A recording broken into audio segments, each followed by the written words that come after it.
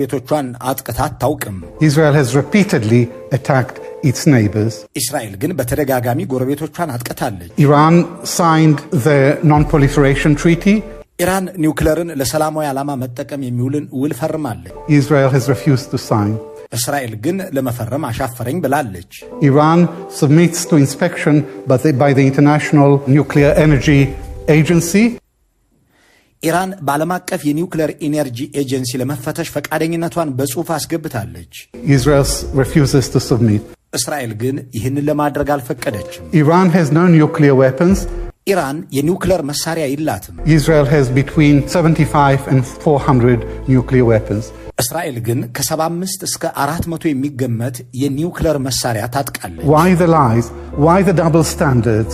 ለምን ይዋሻል? እንዲህ ያለው አድሏይነት፣ እንዲህም ያለ ግብዝነት ለምን? Why the hypocrisy? እኒህ ሰው ኢራን